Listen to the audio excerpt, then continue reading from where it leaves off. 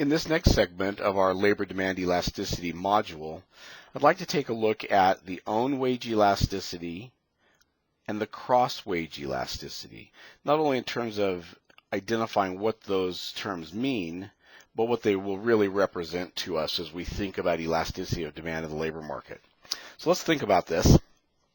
The own wage elasticity is going to be what change might we expect to see in the quantity of labor demanded for a particular type of worker when wages for that same type of worker changes. So let's think about this first in terms of a labor market model.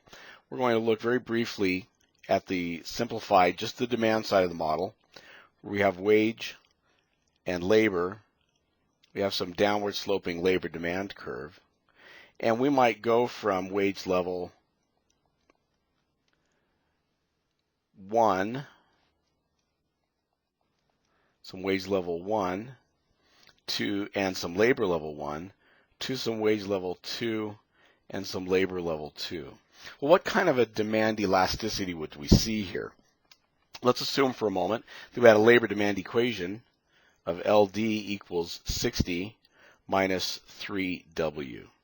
So I don't know, will this be elastic or will it be inelastic? But what I know is that we're looking for at a particular type of worker, worker I, and the wage for that same type of worker. So let's say that this is just some kind of worker, so model for general workers, but they're all the same type. So if we go from, let's say, wage 1, let's assume that wage 1 is 10, wage 1 equals 10. And we now want to then think about going to wage 2, and let's say that's wage 2 is now 11. Then what is that going to give us in terms of L1 and L2? Well, we can determine that by putting the wage in to the labor demand equation. So if the wage is 10, 60 minus 3 times 10 will be 30. Or 60 minus 3 times 11 will be 27. So this is operating the way we expected it to. As the wage increased, the labor demand decreased. So what's that going to give us in terms of an own wage elasticity? Again, this is where the wage changes for a type of worker. What do we expect to see in terms of the number of changes of labor units of that same type of worker? Well, as we put this into our change equation, our elasticity equation, we'll use a simple formula. We'll be looking at this as 27 minus 30 divided by 30, and all of that, 11 minus 10 divided by 10. Or we'll see negative 3 divided by 30 equal to 1 divided by 10. Well, that's going to equal, as I simplify this for myself mathematically, that's going to equal the same thing as negative 3 divided by 30 and multiplied by 10 over 1, or negative 30 over 30, which is equal to the absolute value of negative 1. Frankly, it is negative 1. So we would think of this then as unitary elastic, which would suggest that as we have some percent change in the wage, we'll see an exactly similar percent change in the labor unit. Well, that makes sense to us, so it'll be proportionally equal. Well, what does that mean differently than the cross wage elasticity then? The cross wage elasticity, if we have that same market, let's say for the worker, and we've got wage and we've got labor, and we had some downward sloping demand curve. But now we have to think about how is that going to be affecting us with respect to a different worker in a different market. So we have another worker represented by another labor market model. We're also going to have some labor demand, of course. But now, whereas we had originally just a common worker, let's say now that this is really a very skilled worker. We don't know what the relationship is at the moment. We'll explore that in another segment. But we just know that it's a different type of worker.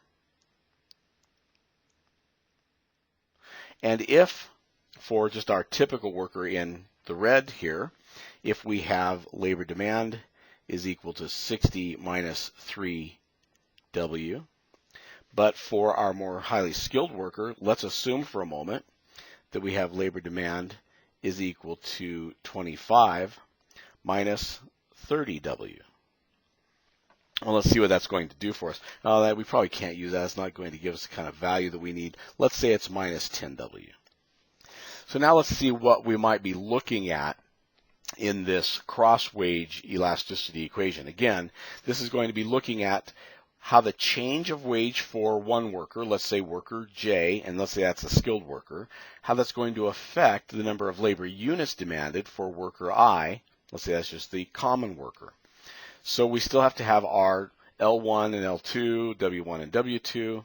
So let's think of our L1 and L2, or L1 and W1.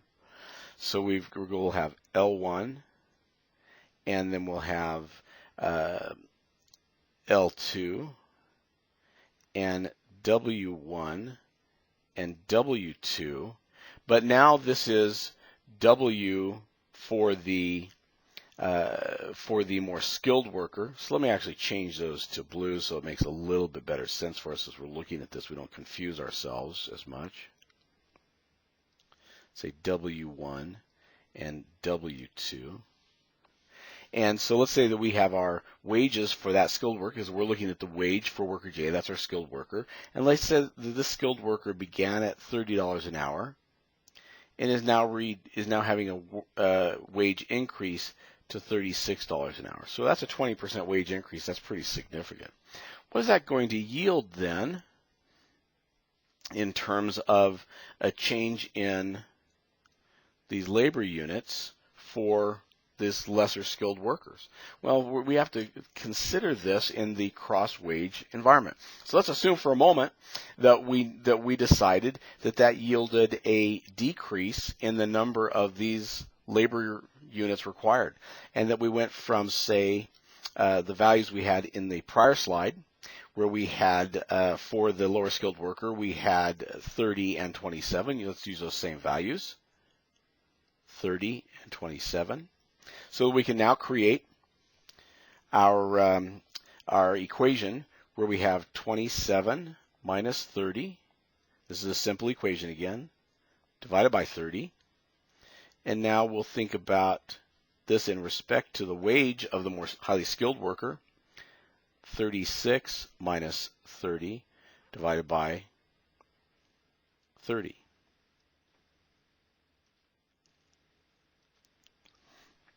Which is going to then yield for us negative 3 divided by 30 divided by 6 divided by 30.